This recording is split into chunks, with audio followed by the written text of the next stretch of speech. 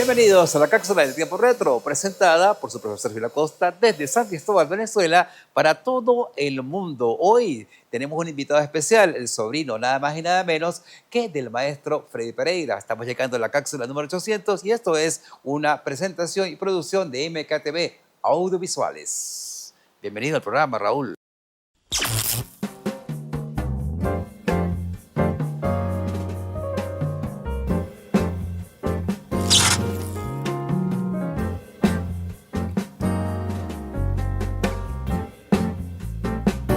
Bueno amigos, iniciando el recorrido de la vida artística del maestro Freddy Pereira, vamos a iniciarlo con lo que es su recorrido por lo que fue el arte plástico. Bueno Raúl, como dije, inició en 1964 hasta 1966. ¿Consideras tú que eso fue algo que inició, digamos, el desarrollo artístico y exitoso de tu tío? Sí, claro, fueron sus inicios. Él pues quedó algo insatisfecho, con sed de más, con curiosidad. Y él viaja a los 16 años a Caracas y se gradúa de la Escuela de Bellas Artes allá en la capital. Después llegó a un estacionamiento allá a vivir solo, aventurándose. Muy joven. Sí, jovencito. Bueno, ¿se atreve a hacer ese periplo a Caracas sin conocer Caracas? No, para nada, no sé. Ay, Dios mío, valiente tu tío, ¿no? Sí. Y eso le permitió abrir puertas, digamos, para conocer otras técnicas y otros maestros con respecto a la pintura. Y me imagino que pronto sería su primera exposición en la capital.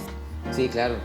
Él empieza a trabajar con un manager, por decirlo así, que trabaja con galerías allá de arte.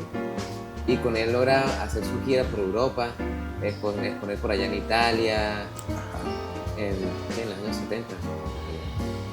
Esa época bastante interesante, la época psicodélica, por decirlo así, del cabello largo, los pantalones de campana, las patillas largas. Creo que Freddy se adaptaba muy bien a esa época, ¿no?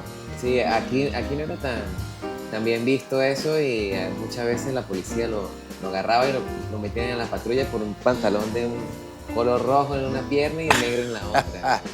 La época de los hippies, por decirlo así. Pero seguimos acá, en esta tónica de los viajes que hizo el maestro Freddy Pereira a Europa, muy exitosos. Digamos, haciendo exposiciones, pero también conociendo otros artistas para ampliar sus conocimientos pictóricos.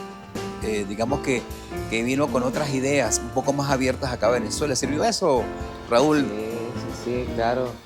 Ya ver las obras de sus profesores, de sus ídolos de cerca, pasar por Italia, ver las esculturas, ir al Museo del Louvre en París.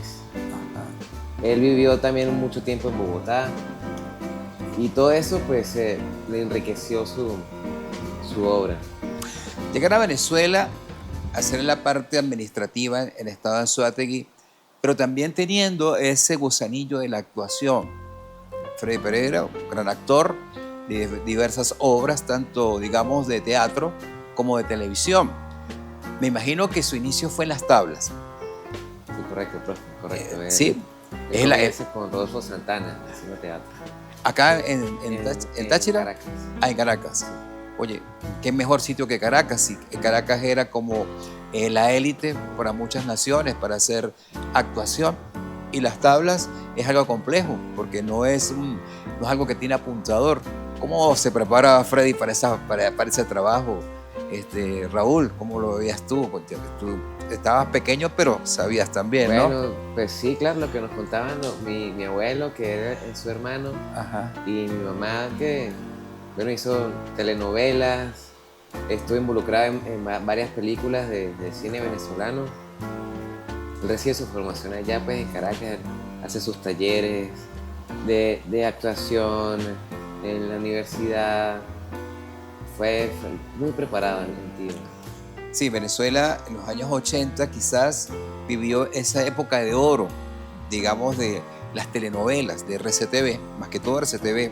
Claro, estaba también otro canal comercial como Venevisión, pero hubo ese boom de esas telenovelas. Freddy Pereira participó en varias telenovelas de RCTV, entre esas una de las más exitosas, como fue Por estas calles. Correcto. ¿Cómo fue esa experiencia? Tuvo dos personajes allí, una especie de cameo, por así decirlo. Hace poco, de hecho, hubo una publicación de esa escena en las redes, en el Instagram. ¡Rodiomo! ¡Repelente! ¿Quién eres tú para no decirme simplemente si vas para Casalta o no vas para Casalta? Ok, amigo. No vas para Casalta, pero bueno, párame ese chalala ahí, chico, cierra la jeta y de ahí está soltando ese chorro de letra. Balurdo, te tomas 4 tragos y te pones comiquito, Cherry. No vas para Casalta, ¿cuál es? No me toques. Hablando entiende la gente. El mayor para Caricuao, chico. A Caricuao. Borracho, impertinente, tan temprano y bebiendo caña. Qué interesante. Sí, está por allí. Pero también en 1993 hace ese unitario, el Día de Suerte, o el Día de Suerte, así como que se llama, ¿no? Mi Día de Suerte. Mi Día de Suerte, junto a Nene Quintana. De verdad que yo tuve la oportunidad de verlo, la vi, y me causó, es una obra de mucho humor venezolano, donde realmente muchas de las personas actuamos de esa manera. Y Freddy allí se destacó muchísimo, haciendo un papel muy pintoresco, muy divertido, pero muy interesante como agente oficial de policía, ¿no? Sí. Ya estaba haciendo ya algo más suelto, ya era comedia, ya buscaba hacer ya reír. Y ahora que el tío, pues sí, da mucha risa ese personaje. Sí, la actuación para él fue algo importante, porque veo acá que no solamente fue a nivel de telenovela, sino a nivel de cine fue mucho más importante para él estar en esas producciones. La Oveja Negra fue quizás una de las películas donde se proyectó en ese mundo en el cine venezolano, ¿no? Sí, la Oveja Negra es un personaje icónico que él tiene allí llamado Cigarrito. Asombrado por lo que acababa de ver y oír, Alí Baba esperó a que los 40 jinetes se marcharan. Y bajándose del árbol, bajándose de la mata, de la mula, desde donde había permanecido escondido, se paró frente a la gran puerta de la cueva y pronunció las palabras mágicas. ¡Ábrete, sésamo! ¡Ábrete, sésamo!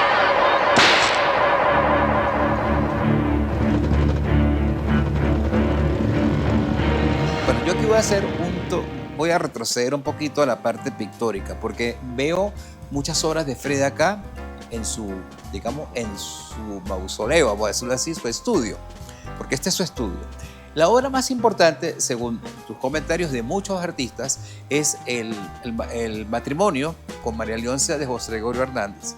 Es una obra, es tan interesante que ni siquiera es invalorable, no se valora, Freddy no la quiso vender por ser algo muy personal. De los críticos, ¿qué dijeron de esa obra? Bueno, que tiene su toque místico, ¿no? Es algo simbólico. En ese matrimonio decían, pero ¿qué está pensando Freddy? ¿Por qué pinta esas cosas? ¿Será qué está haciendo? No sabían realmente cuál era su representación, o sea, en qué estaba basándose. Pero él quiso indagar en los mitos religiosos venezolanos y de que, bueno, realmente es representación de la madre tierra, de la fe de las personas. Va más allá de simplemente ver que María Leonza es algo oscuro, ¿no? Turbio, no tiene que ver con eso. Ajá. También, digamos, uno de los, no sueños, pero uno de los, proyectos que tenía Freddy era de tener acá, en este sitio, un museo. Sí, eso fue, ya estando acá en San Cristóbal, pensaba en hacer esto, aparte de que esto es una galería, que es el Vértice. Por cierto, hablemos del Vértice, ¿no? Vamos a hacer acá algo importante, porque esto es un sitio que también es escenográfico. Aquí se hizo el corto, aquí tengo el corto de prensa, voy a tomarlo como referencia, que es Pesadilla en el Vértice.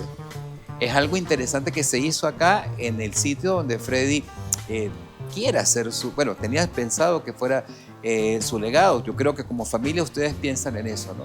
Pero ¿cómo fue esa experiencia de ese corto, Raúl? Muy bonita, de verdad, que fue bonita, fue diferente. encantado de que se recuerde de nuevo el legado de para mí mi tío, como dicen cariño, el tío Freddy.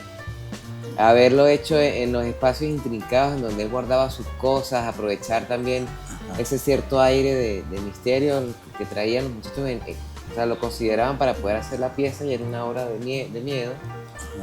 Pues se dio con total naturalidad, fue en récord, 2 días se filmó todo y dio un muy buen resultado. Bueno, aquí tengo algo importante, las facetas de Freddy pintor, Freddy actor y Freddy escritor también. Es un artista íntegro realmente. Aquí tengo los poemas extraviados. Es una obra bastante interesante. Estuve viendo por ahí unos cuantos, ¿no? Digamos, unos cortos, otros largos. Era un pensamiento muy ligero que tenía ese Freddy en sus tiempos, digamos, de reflexión, pienso yo, ¿no? Sí, de hecho este compilado de escritos de él fue que los encontraron. Esto no estaba como libro realmente. ¡Ah, Dios! Fue póstumo ya que él, esa faceta pues no la publicaba. Él escribía, pero no era que iba a publicar un libro de poesía o algo así. Y la familia, luego de que él fallece, le consiguen todos esos escritos y deciden unirlos y hacer este libro póstumo. Bueno, por eso el título, Los poemas extraviados de Freddy Pereira, ¿no? Bueno, y no solamente Freddy se quedaba allí, porque mira, acá tengo una colección para el público, ¿no? Porque ya estamos en este formato de televisión, donde Freddy era una persona que tiene una discoteca, como lo pueden ver, una discoteca muy amplia. Entre ellos hay aquí un disco de los Beatles de 1967 que es el Sargento Pimienta. Ustedes pueden ver la portada, que es una portada que se diseñó y en el momento fue muy importante. Siempre he hablado del disco, más nunca lo tuve en mis manos como en físico, de los Beatles de 1967.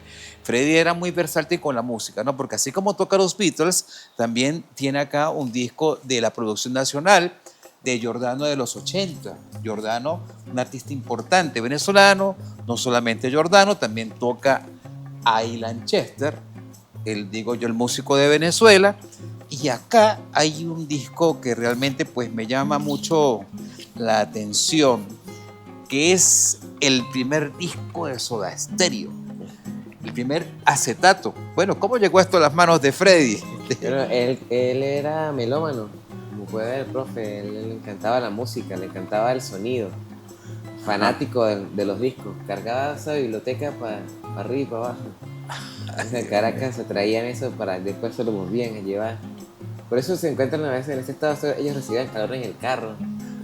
Quizás porque era muy delicado manejarlo, los acetatos. Bueno, amigos, estamos en la época del streaming, donde usted puede elegir su película a través de una plataforma, pero si vamos a los años 80, teníamos como, digamos, forma de ver películas estos cartuchos de VHS. Bueno, vamos a hacer una referencia de lo que hizo Freddy Pereira como actor y como director en las películas que participó. Aquí tengo una película que se llama Fin the Round, que tú me explicaste que tenía que ver con el boxeo. Sí, esa es una película de boxeo. Ajá. ¿Inspirada en alguien, algún boxeador o simplemente...? Pues era inspirada en Mano de Piedra, algo así. Realmente no se las quiero contar. Pero. Los boxeadores de la época, Manuel Pedro Durán, aquella rivalidad que tenía con Ray Sugar Leonard. Pues yo viví esa época también, no creas que yo soy tan jovencito. Bueno, yo viví esa época. Pero aquí veo que hay algo que trae a población lo que fue La Oveja Negra, que fue quizás una de las mejores películas donde participó Freddy, que tuvo mucho impacto mediático incluso. ¿Cómo fue ese impacto, Raúl? Bueno, porque por su personaje que era Cigarrito, yo le digo que tenía esa frase famosa de: yo no le pido a Dios que me dé, sino que me ponga donde hay. Quedó como una... Cargaba una guacamaya blindada al hombro, tuvo que trabajar con eso para poderla entrenar y se quedó casi que la terminó adoptando la guacamaya. Qué interesante. Y también veo que hay una especie de obra de teatro que se grabó, donde Freddy fue director y fue actor también. Tuvo esa dualidad, porque sí, también en ese campo no era mucho lo que se hacía grabado, pero quedó como algo que, como un archivo, ¿no? Como un documento visual que la gente quiera ver. Y también hay una foto acá de amigos donde Freddy está junto al actor Gustavo Rodríguez y la otra junto a Caridad Canelón. Sí. Ajá. ¿Qué obra era esta? La foto que sale con el señor Gustavo Rodríguez es la película Los platos del diablo. Ajá. En la que el protagonista pues, es Gustavo Rodríguez y el antagonista, decirlo así, es Tío Freddy. Bueno, amigos, realmente hemos hecho un viaje por toda la faceta, las facetas, en este caso, del maestro Freddy Pereira. De verdad que quedé impresionado con todo el trabajo de Raúl. Gracias. Esto para mí es importante porque quería hacer una cápsula realmente que tuviera una connotación cultural. Como dije, la cultura es importante. Aquí hablamos de 3 facetas, 4 facetas, incluyendo la música del maestro Freddy Pereira.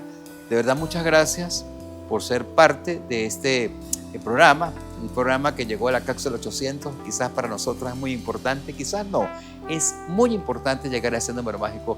Bueno, Raúl, gracias por tu participación en la cápsula del tiempo retro. Felicitaciones por la cápsula 800 y que sigan siendo 800 más, ¿verdad? Excelente. Muchas gracias. Excelente.